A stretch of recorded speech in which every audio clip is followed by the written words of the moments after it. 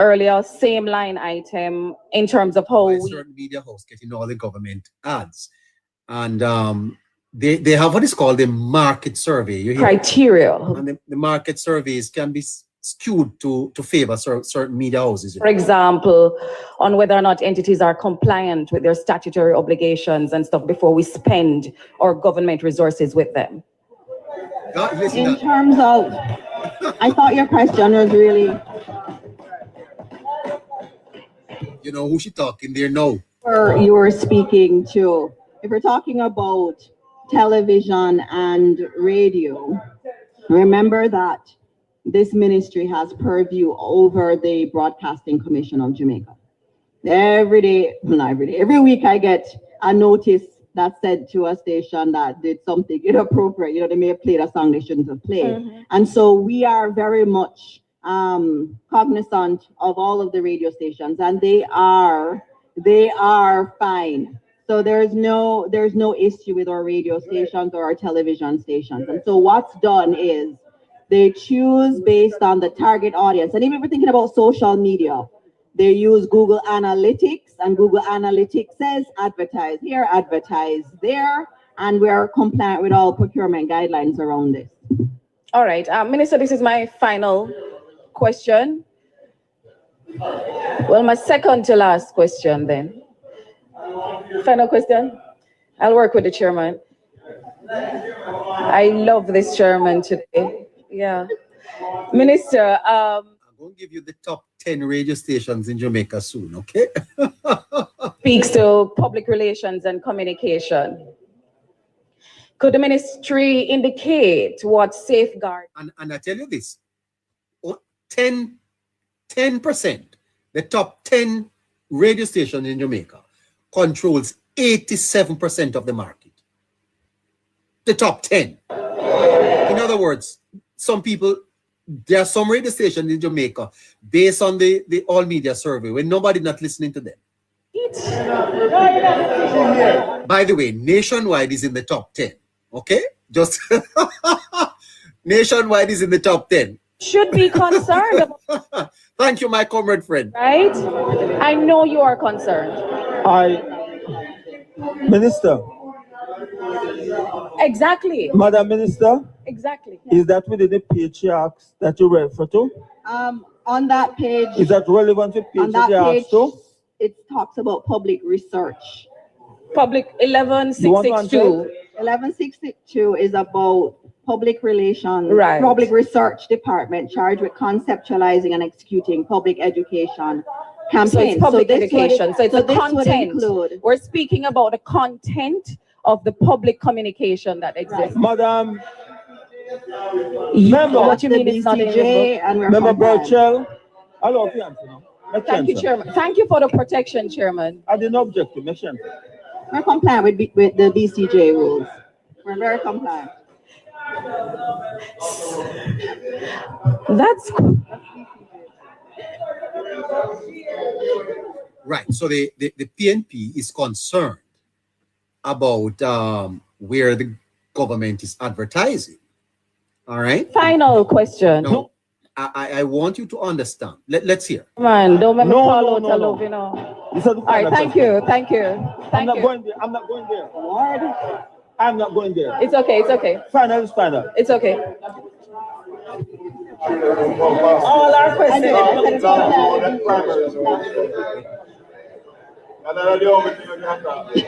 We would never be that.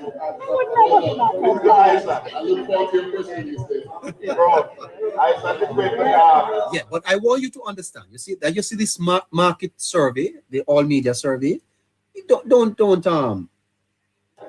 remember because radio stations can influence it because they want to get government advertisement and advertisement also from the private sector.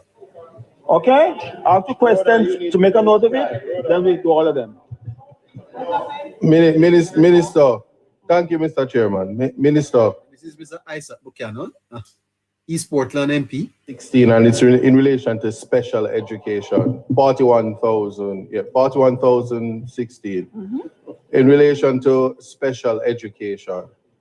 there is hardship for parents who have to find alternatives, resulting in forced absenteeism, and this is in relation to any school that would have been closed down. In particular, School of Hope was closed down, and then children had to be. Oh, I think we're going to leave it here for tonight. We leave it. We leave it here. Okay. So my question to you is, is there anything in the budget that would facilitate or assist parents who have that additional hardship? Because what's resulting is absenteeism as a result of that. That's the first question. All right. So I just needed. Okay. All right. I needed clarification. All right. Yeah, it's being written down. Then there is.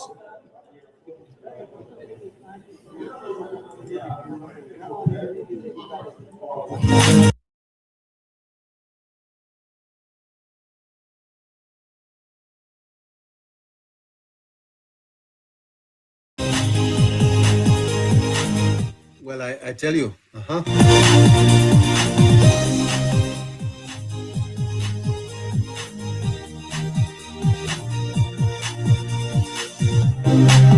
All right. So IRE-FM is has the largest market share in Jamaica. IRE-FM. People are listening reggae music.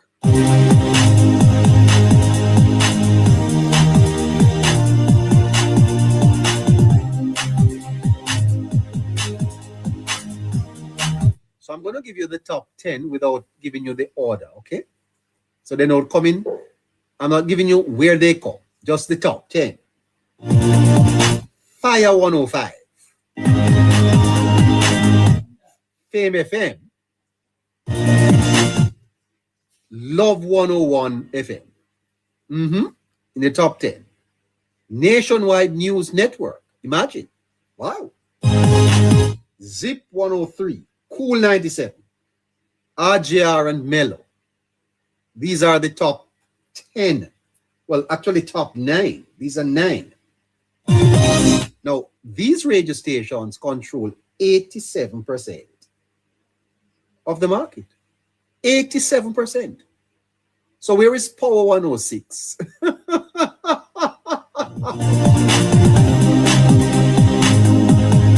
No one is listening to Ralston and Simon Crosky. Nobody listen to them. I tell you the truth. No one listens to Ralston Hyman. And who is Ralston Hyman talking to? And Simon Crosky. Not even 5 people don't listen to Power 106. Not even 5.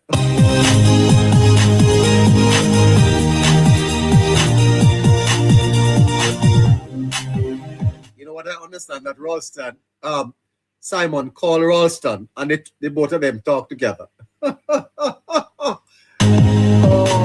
boy. You know, Durval Malcolm is no longer there, you know. He's Markland Action they have on the what they call the program.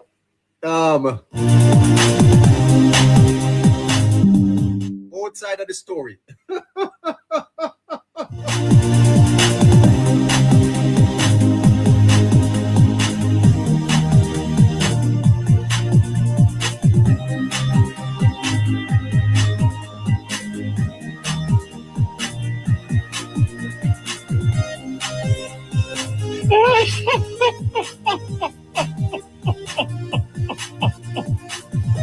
Oh gosh.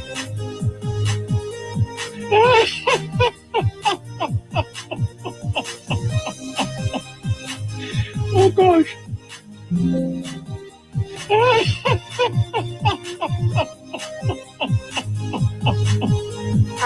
Oh gosh. Asking everyone to repost the live. Both sides of the story, 2 people listen to it. Mark, you know, Mark, Simon and Ralston. Because seriously.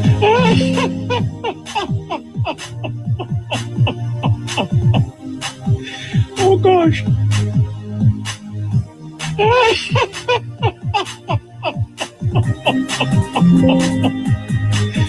Oh gosh.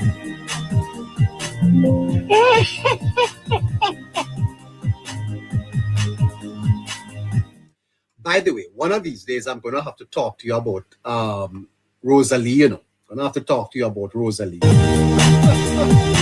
Rosalie get more listener than them.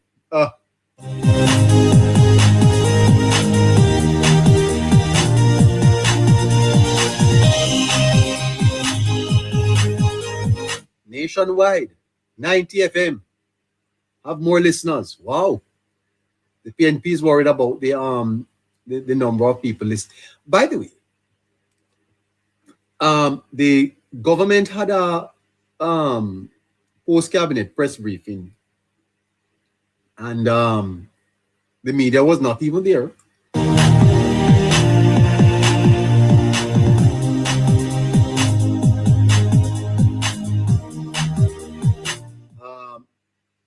Simon Crosskill called Ralston Hyman in the mornings, and the two of them have a conversation. They don't have no listeners. They don't have no listeners to about 106, I tell you. Oh gosh.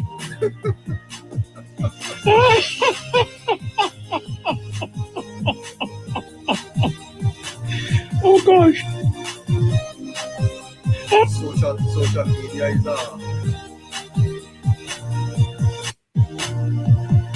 today's Scratchy birthday. Let's go on with the show.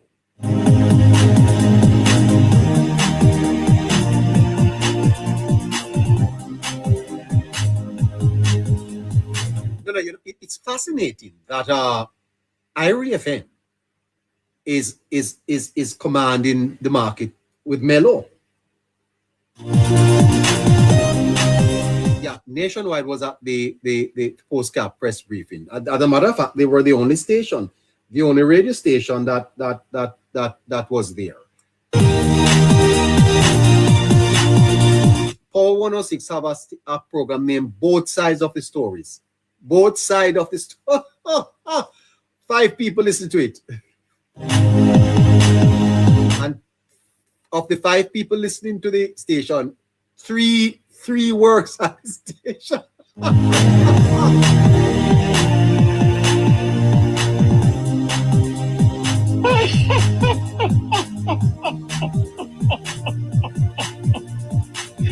Oh gosh.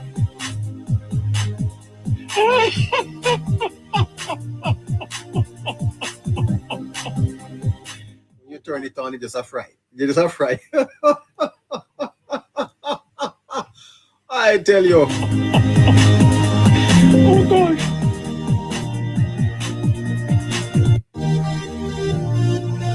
Wife killer and criminal convict Jolian Syla was born on September 30, 1972.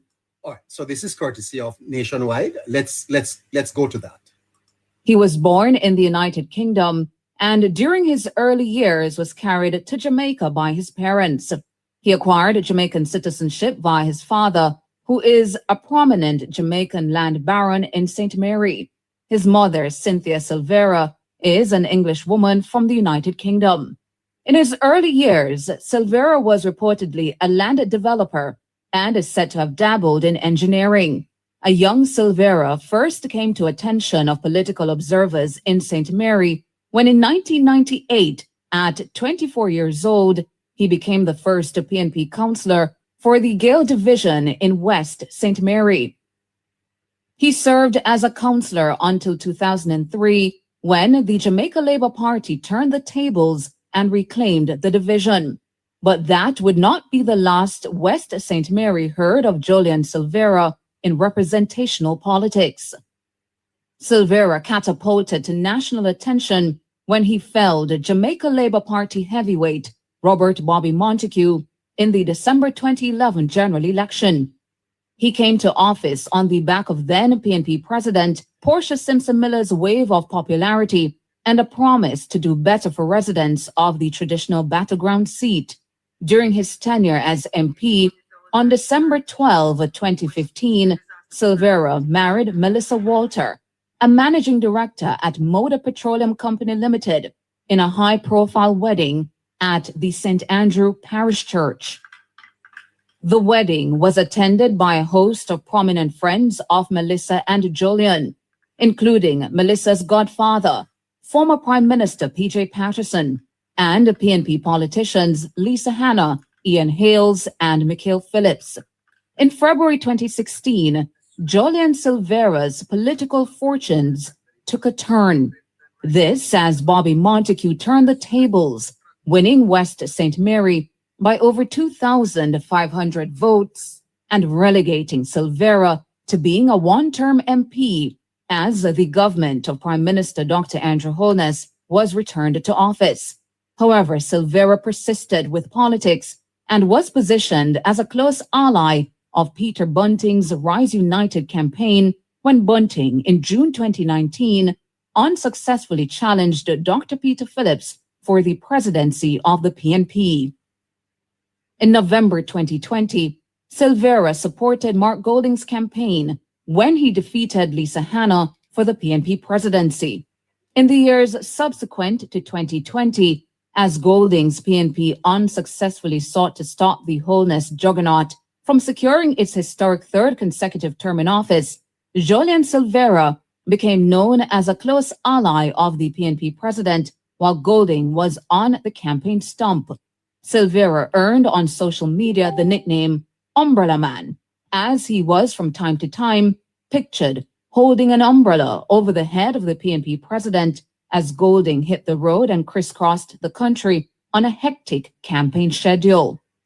Syla used his social media pages since 2020 to deliver commentary, which vowed that Golding would imminently become prime minister, lashed out at the Holness administration, and demanded an anti-crime plan.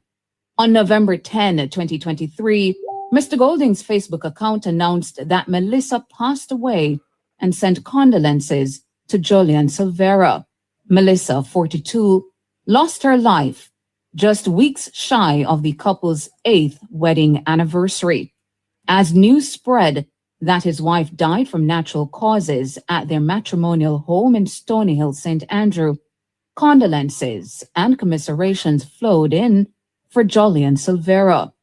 Jolian Syla attended Melissa's funeral at the St. Andrew Parish Church, and while cuddling their 3 surviving boys, wept on national television. Melissa and Jolian's prominent political friends who had attended their wedding at the same church stayed away from her funeral. At the funeral, Syla's mother read a tribute to Melissa on his behalf. As a wife and mother, Melissa was unparalleled. Her dedication knew no bounds, and she approached parenthood with an unwavering commitment, from the smallest milestones to significant life events. She stood by our sons with a radiance of pride and joy. But the country was stunned on January 18 last year when, amidst whispers that Syla attempted to cover up the real circumstances in which his wife lost her life, Deputy Commissioner of Police Fitz Bailey, who had taken charge of the probe into the death of Melissa Syla, made this announcement at a media conference in St. Andrew. Jolian Syla, age 52 years old, land developer, was formally charged by the police for the murder of his wife, Melissa Syla. By then, Syla had hired high-profile attorney Peter Champagny, who reacted to the charge laid on his client. Of course, there is concern, and what I will say is that he is maintaining his innocence, and we will see what happens in the process. But a year later, Syla confessed to the crime of manslaughter as he pressed for a lesser sentence, and when confronted by independent ballistics evidence, which confirmed the findings of the police that Melissa was cut down by bullets fired from his licensed firearm. Syla confessed to fleeing he and Melissa's home and leaving their 3 young children to discover her body after he shot her and left her for dead. Today, the country's premier judge, Chief Justice Brian Sykes, sent Silvera to prison.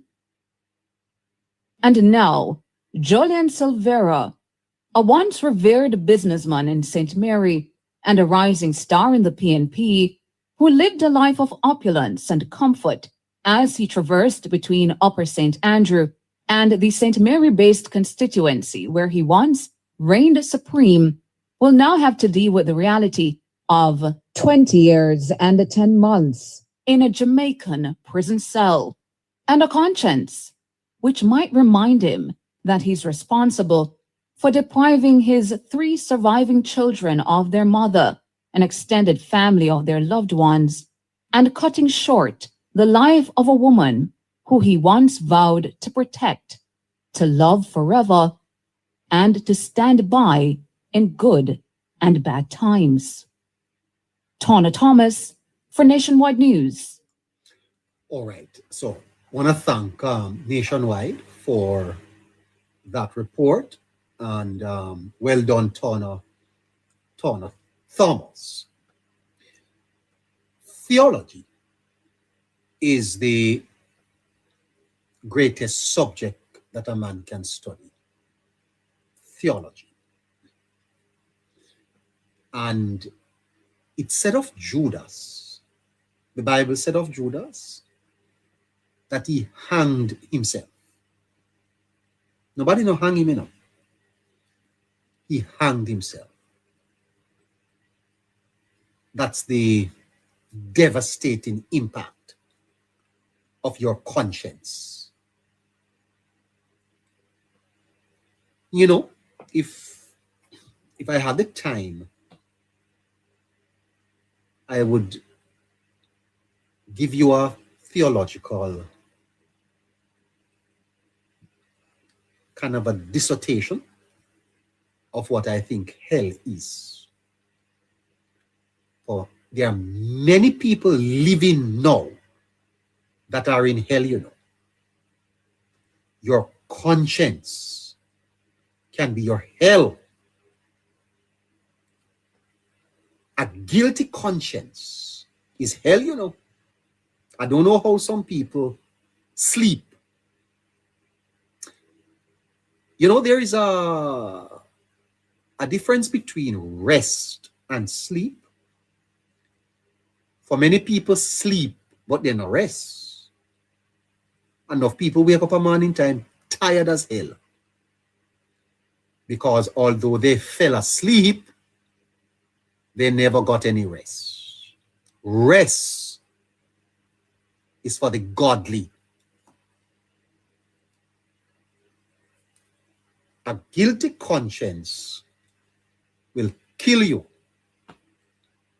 It takes away your taste, libidinous drive. When I say libidinous drives, I'm talking about desire for sex, torment. There are many people that when they lie in their beds at night, they go from pillar to post. They can't find no rest because they are wicked. Bad-minded people, wicked. That's why you don't worry about hypocrites, parasite, and bad mind. Because they can't sleep, and thief and robber. Yes. The text says Judas hanged himself. Notice that. The robe is on himself. Nobody no hang him. And why did he do that? He couldn't live with his conscience. He could not live with his conscience. And I know that wherever Mr. Silvera is tonight, his conscience. You think Justice Sykes give him 20 years? His conscience give him 100. And that is where God comes in. You think God asleep? God not asleep. All you wicked people out there. God not asleep. You think God asleep? and you may escape the justice of man. But mark my word,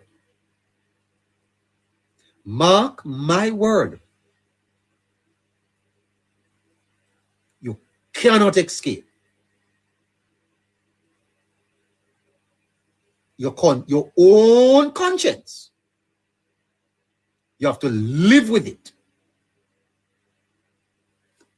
Listen to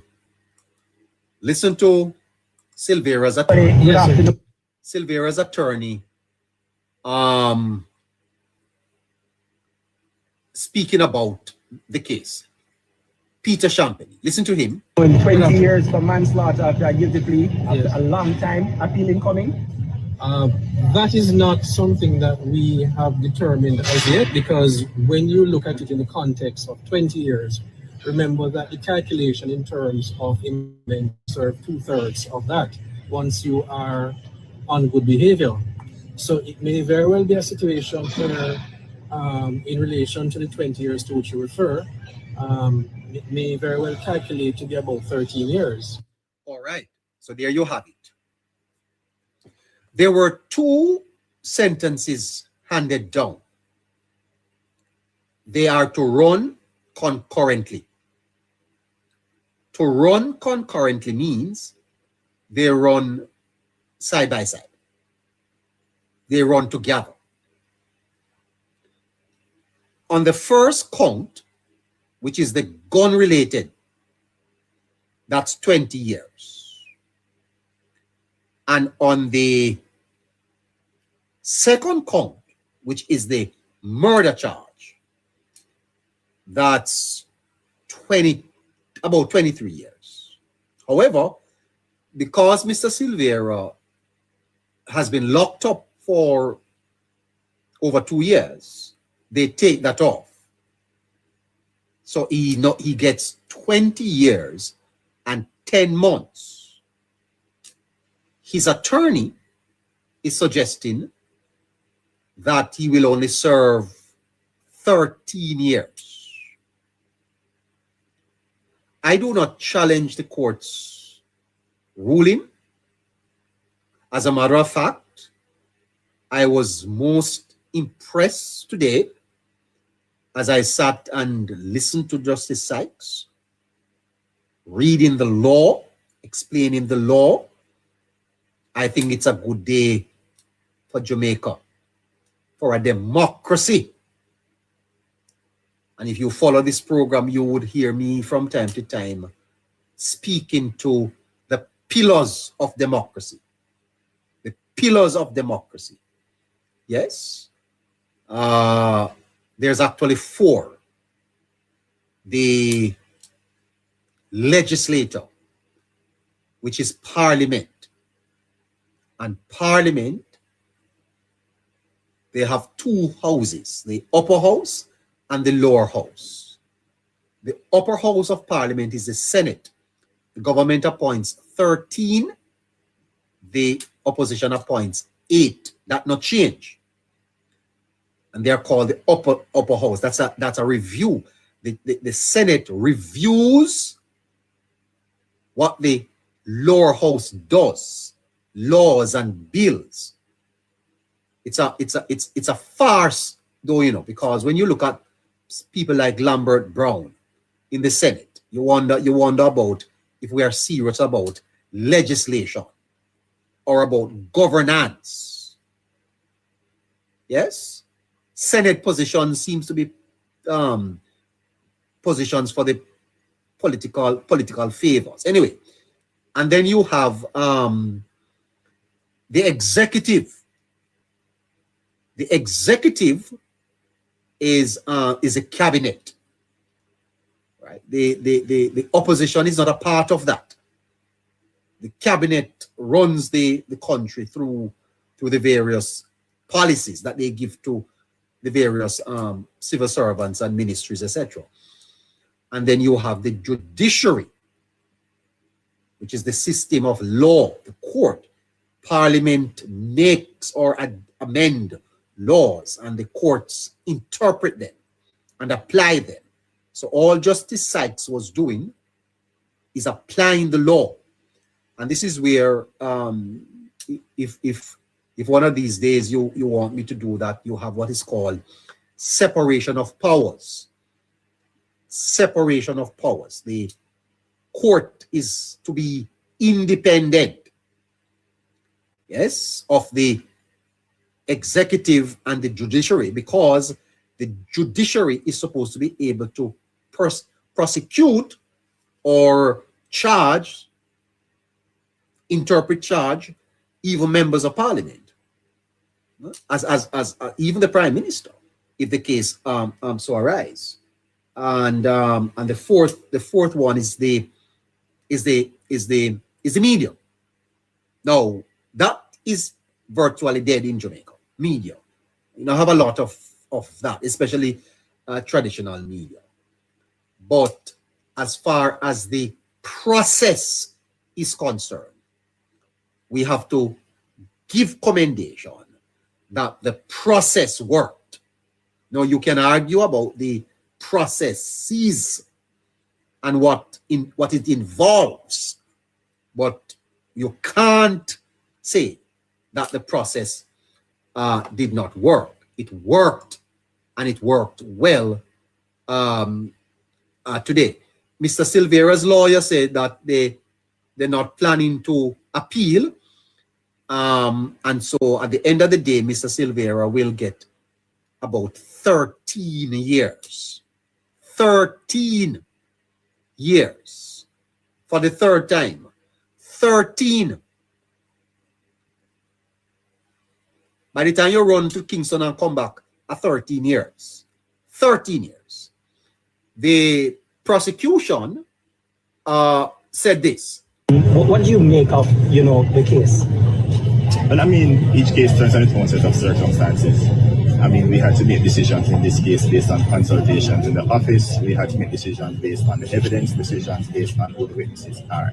So at the end of the day, the collaborative effort inside the office and our case preparation led us to, one, accept the manslaughter plea and put ourselves in a position to address the court and sentencing. So, I mean, at the end of the day, what we are saying is that justice is 20 years, 10 months. How close to justice for the family do you think the court took that? Justice. Justice, I agree. So the DPP is saying that justice was done. That's the DPP, the Director of Public Prosecution. She said justice was done. Melissa's family too were not. 20 years, 10 months, how close?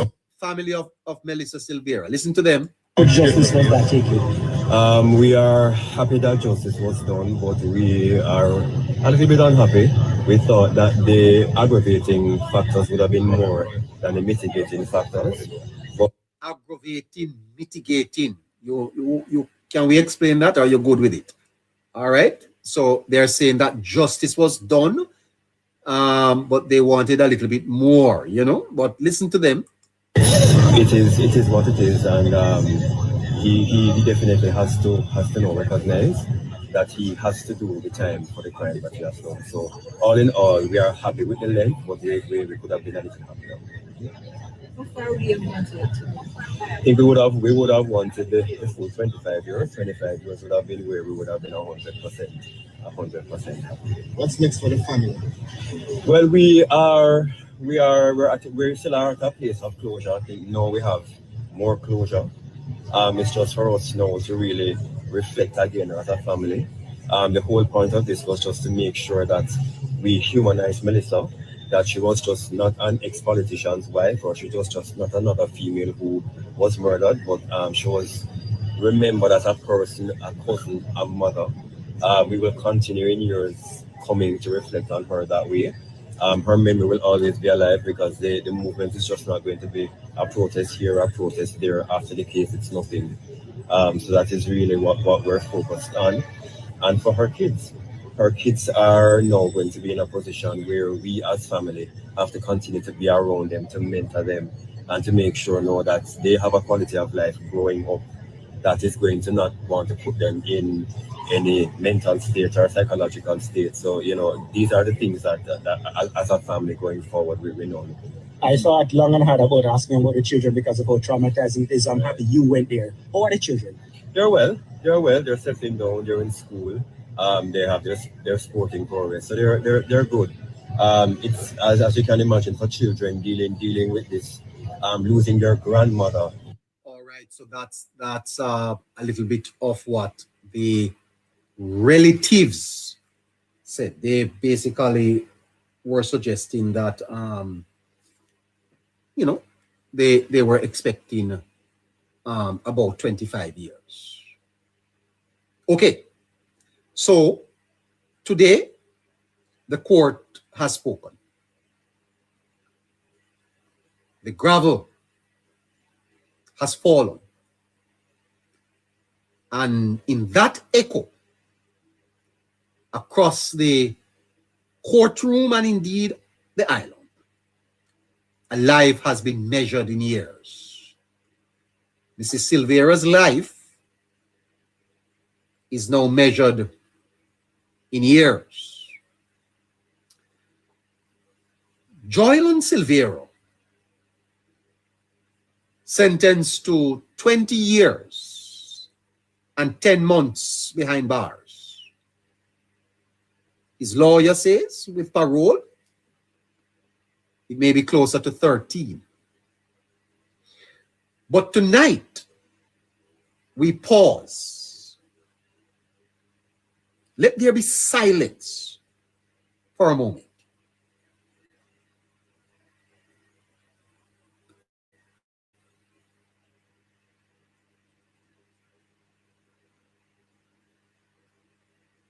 Pause. I'm coming right back.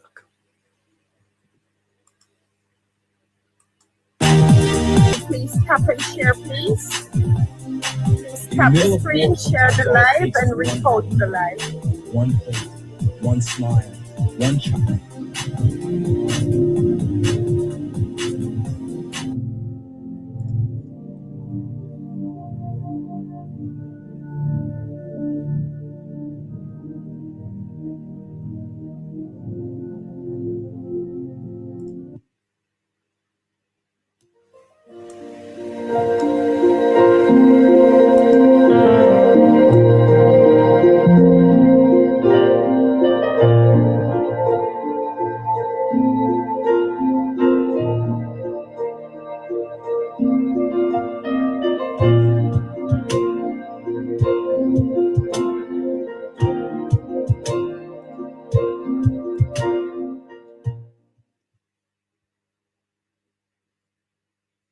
Tonight we pause,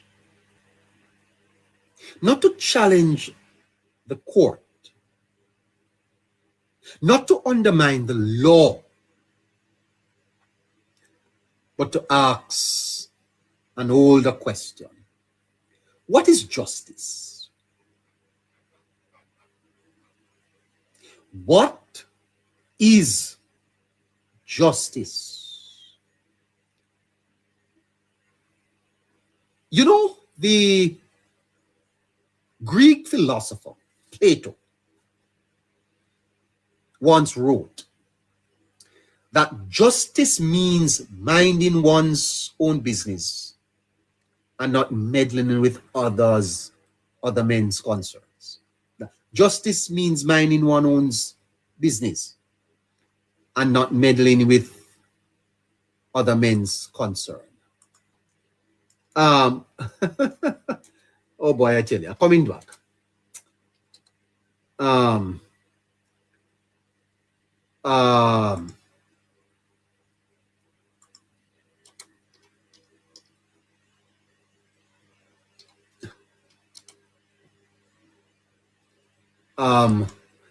of my listeners is asking me to play this song, and I think it is appropriate. Hold on there. Let's play it. Give me a comment.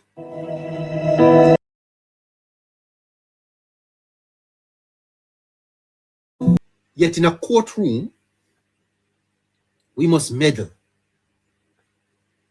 because justice is society's way of saying this matters to all of us. This matters to all of us. And Aristotle warned. Aristotle, you see, warned. If you want to understand, you know, how the world evolved, you go to the Greek philosophers. That the worst form of inequality is to try to make unequal things equal. The worst form of inequality is to try to make unequal things equal. So the law weighs circumstances. Justice Sykes weighs the circumstances. Provocation, intent, evidence.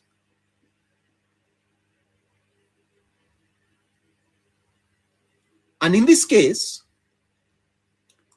the story unfolds like a tragedy. A husband, a wife, an argument, shots are fired. No one heard? No neighbor were stirred? No alarms raised in the night? Explosions.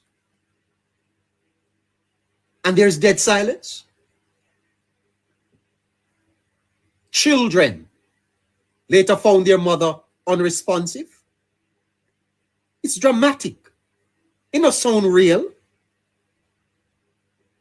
This is like a movie. This happened? What is it that we have here? 3 shots, 3 explosions from a gun? No one heard? Small children stumble upon their mother's unresponsive body with 3 bullet wounds. Then a police officer came to the home. What did he see? What questions lingered in the quiet house? Then came the funeral. A grieving husband, sobbing, receiving empathy and sympathy from politicians and friends alike. What a sad case.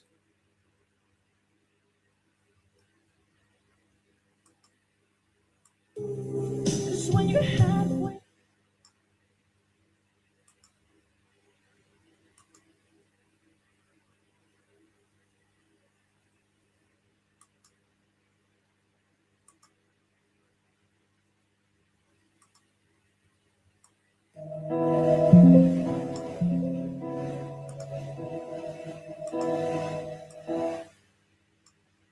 But justice is patient. Because ballistics do not cry. Sob away there, Mr. Melissa. Ballistics don't cry. Evidence does not forget. And when science spoke, the story changed. You couldn't write it, you couldn't script this any better. This is the narrative of the century. One for the history books.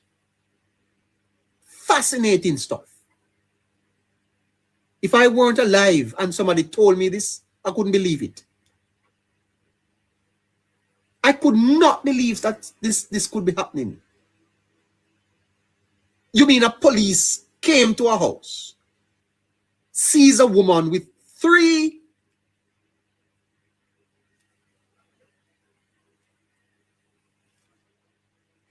it's too graphic to explain.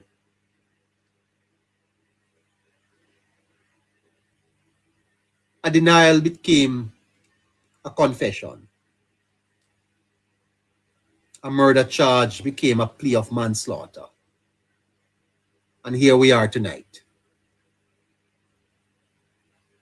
to a sentence, to numbers, 20 years and 10 months, and perhaps 13. But my neighbors, justice is not arithmetic. Justice is the crowning glory of the virtues. Marcus Tullius. Justice is the crowning glory of the virtues. Be not deceived. God is not mocked. Whatsoever a man sow, that he shall reap. The ark of justice bends. Be not deceived. And you know that word deceived, you know what it means? That there is delay. And sometimes when we carry on with our carry on, because we don't see the result, we think we're going to get away with it. You will not get away.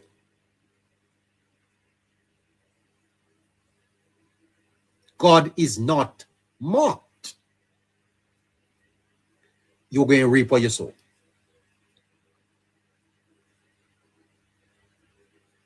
Justice is the crowning glory of the virtues. A man sat at the pool of Bethesda for 38 years because of injustice. 38 years.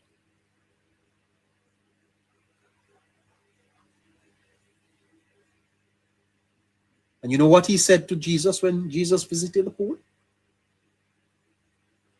I have no man. I have no man to put me in. The system was not fair. Because every time I attempted to go in, someone came in before me. But Jesus said to him, get up, pick up your mat and go. Justice is a crowning glory of the virtues. And yet justice is never simple. Because somewhere tonight, there are children who lost a mother.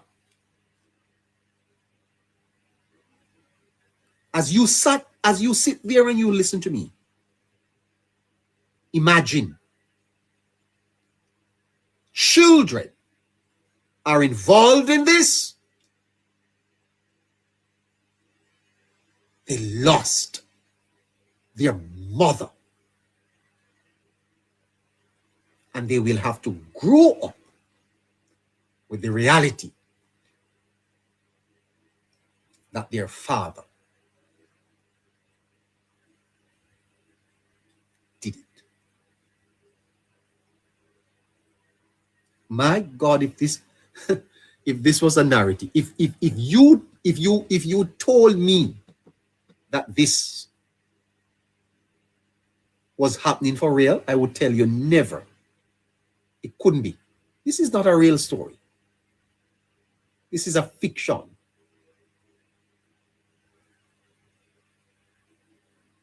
And somewhere tonight, there is a man who will lose years of his freedom. And in the quiet cell where Mr. Silvera is now, I wonder what is going through his mind.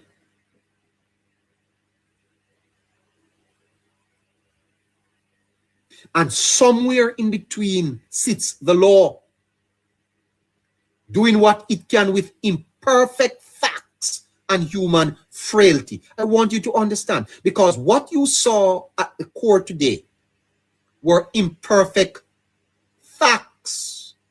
And you ask me, how can facts be imperfect? Facts are imperfect because of human frailty. We are not omniscient. Omniscience means you don't know everything. You are acting based on the evidence before you. Imperfect facts because of human frailty. Because how do you explain 3 explosions and no alarm? How do you explain a policeman visiting the house? What were the questions he asked? And believed Mr. Silvera? What we know is that the court followed the law. The judge weighed the plea. The system applied the legislation. Take that for the justice. He did his job. No blame to him. The system worked. And we must respect that. But still we ask deeper questions. What role did provocation play? Because provocation is not permission. How does plea bargaining reshape justice? Is that something we need to reconsider? Is that something for the legislators to look at? Does a guilty plea close wounds or simply close a case? Because there are 2 things at play here. There is the case and there is the psychological wounds that are yet alive.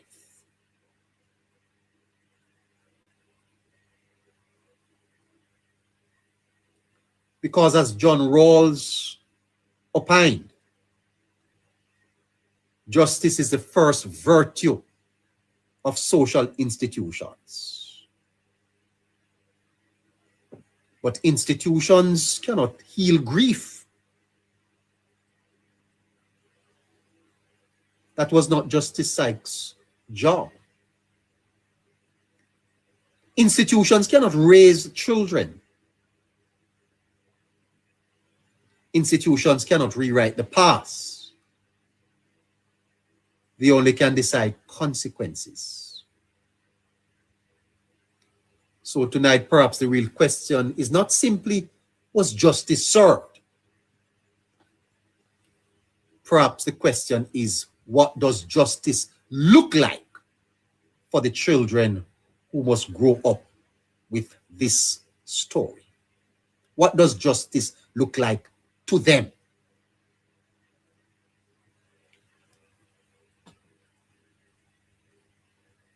Justice for the accused?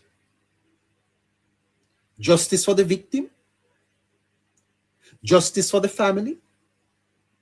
Justice for society?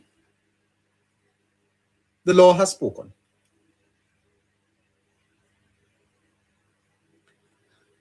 But philosophy reminds us, justice is not only a verdict.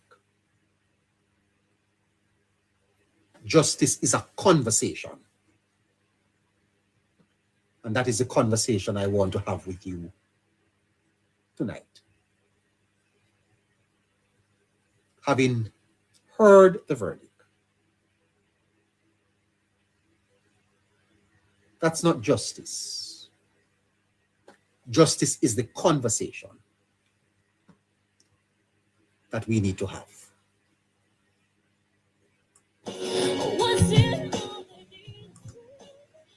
I'm coming right back.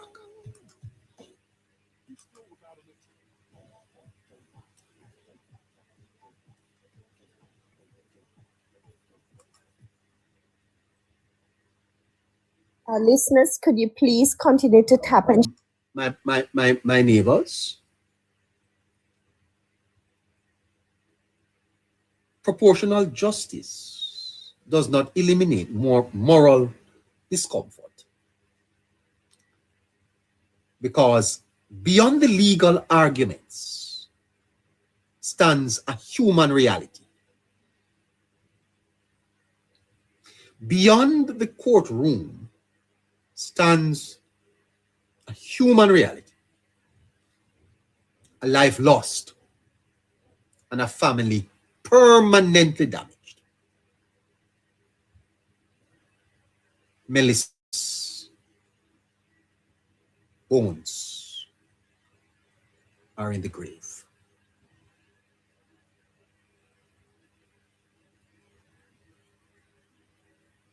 The woman is dead. And the only power that can change that is God. That is final.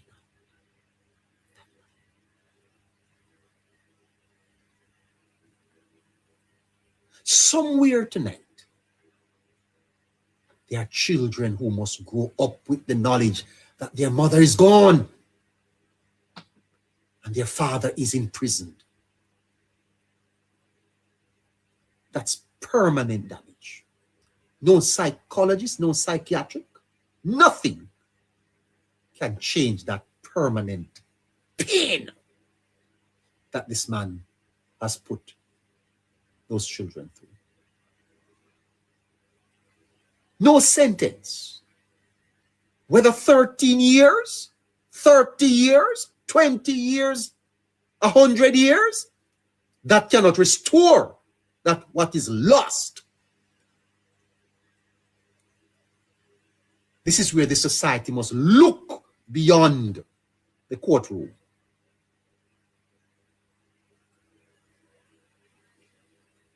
And as I told you earlier, that justice is a crowning glory of the virtues. But you know, that philosopher also believed that laws, listen to me, laws derive their strength from the moral character of the society that creates them. But justice is not something that judges deliver. It is something that communities cultivate. Justice is not left to the judge, it's left to the community.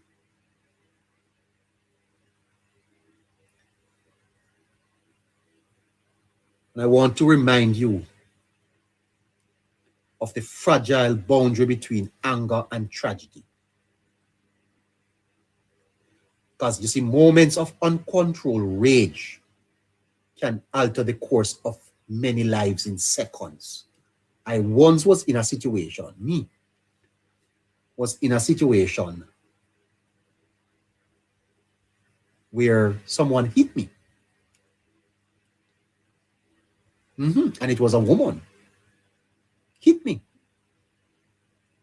And as I stood there and got the blow on my hand, swell up.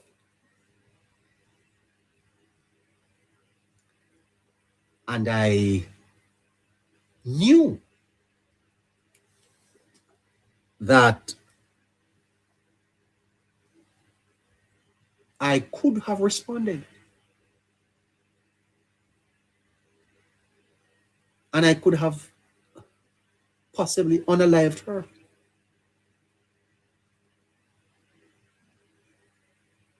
And I chose not to. I took the blows and walked away. And let me tell you this, it was not easy. Because there were young children looking on, and I was wondering to myself, what were they thinking of me? That I'm a weak, jellyback man. Fit turn up, make woman beat me.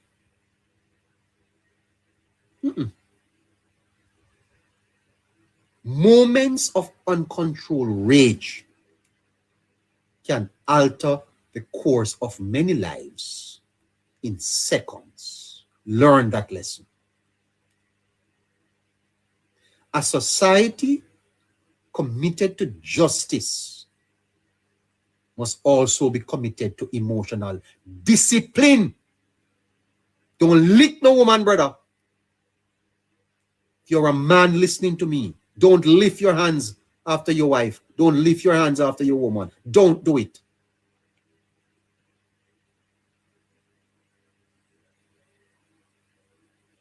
Conflict resolution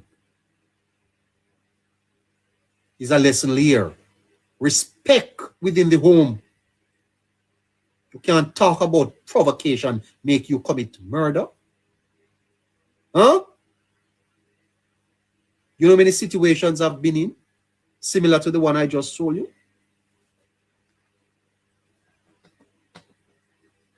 where I could have responded violently and chose not to.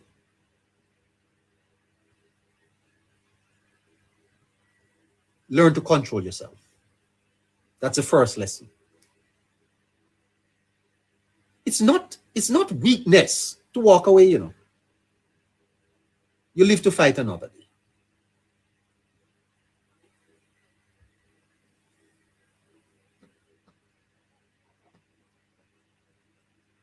And if that woman is listening to me tonight, who hit me, know this. Let me tell you this. I could have responded. And I could have responded violently and floor you easily. And even if I didn't do it then, I could have gotten it done. But I chose to take the lick. And here am I tonight. Yeah. You thought you won? No, you didn't. I made a conscious emotional decision to take the lick and control my emotions. Yeah, I was angry. But I could be in prison tonight.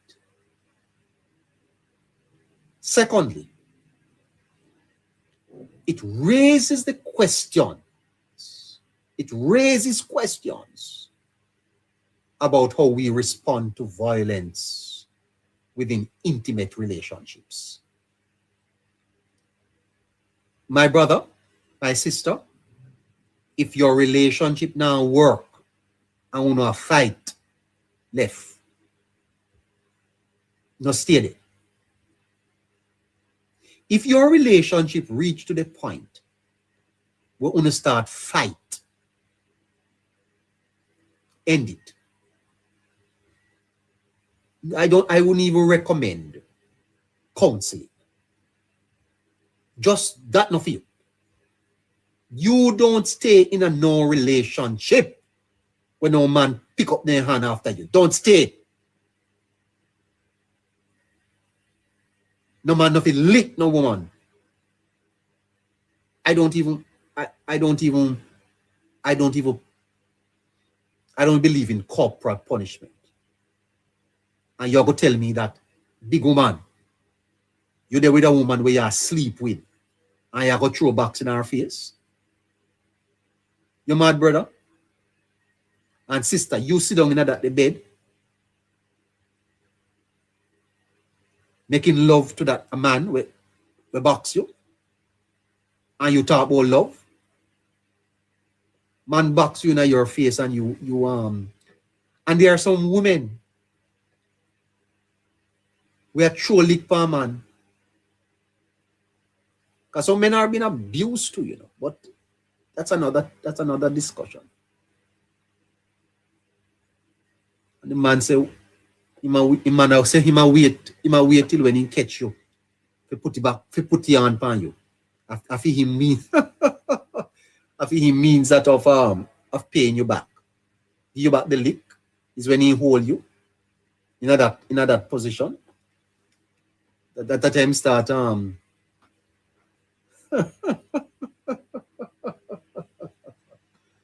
Oh my gosh. You know, this is quite funny. But you know, my moderator is going to draw me up tonight. She don't like when I she don't like when I do the answer these things, you know. Please, Miss Caroline, have mercy upon me. It's true.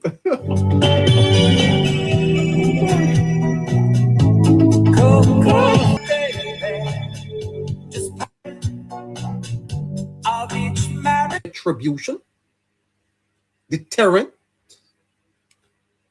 rehabilitation, or closure.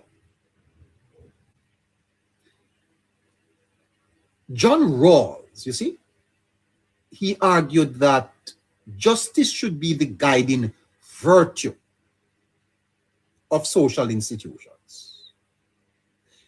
If that principle holds, then every sentence must aim not only to punish wrongdoing, but also to reinforce the moral order of society. So the law has done its work in this case. The judge considered the facts, applied the legislation, and delivered a sentence within the framework of the legal system. That decision deserves respect, because the stability of a society depends on respect for the law, respect for authority. But justice is larger than a verdict.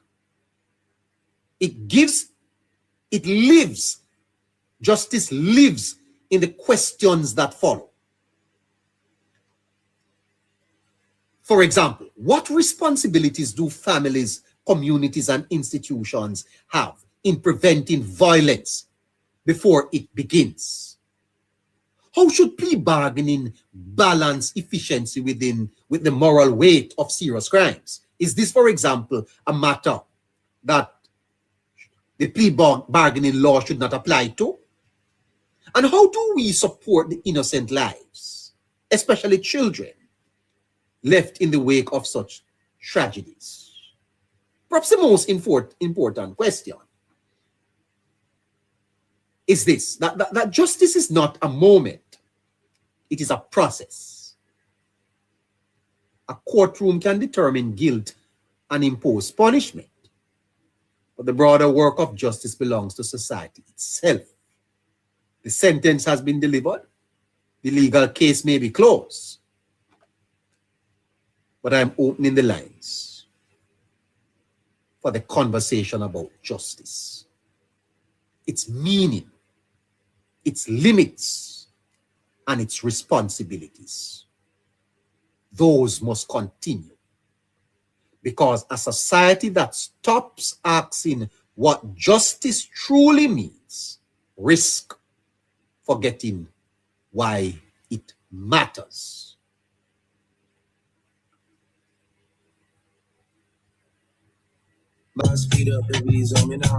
All right, so before we get to that noisy caller, hey. When we talk about protecting noisy. This call is a little noisy there. Let's play this. Well, look who is here celebrating a birthday tonight. Today, Scratchy.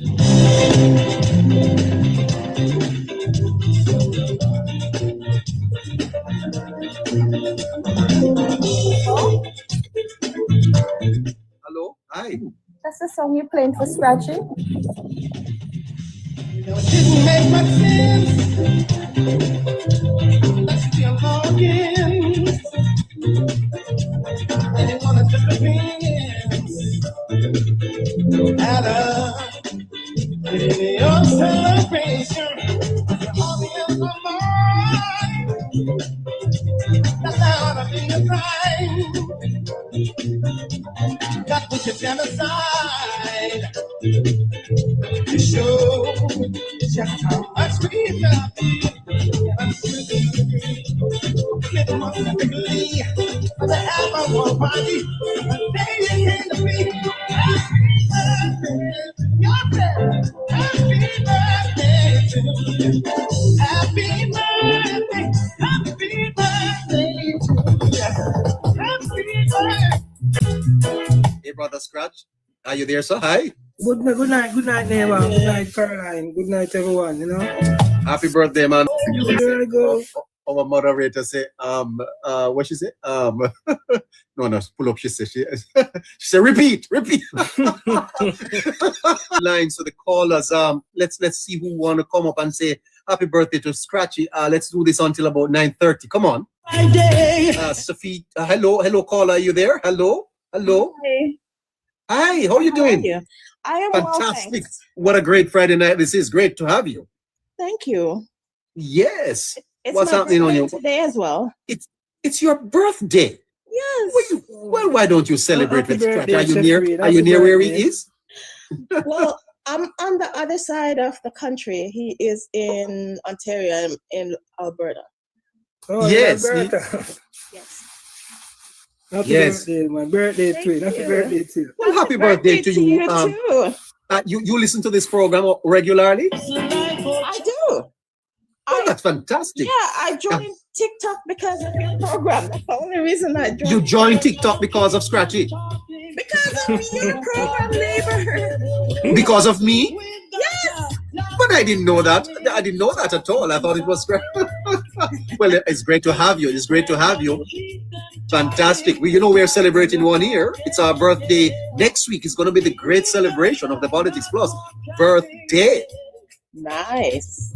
Wow. Then you have to buy us a drink, Yes, save up all your money because you have to push it. By the way, we're trying to go global. Yes. Yeah, and we're trying to do some fantastic thing here on the podcast. So stay with us and make sure you celebrate with us next week, okay? Yes, absolutely. How old are you now? 32? 32, but 44. Oh, you're a young girl. Nice. How is your husband doing? He's well, thanks for asking. He's right beside you now? No, he's working. He's gone to work. Yes. Okay, well, say hi to him for us. And does he listen to the program too? No,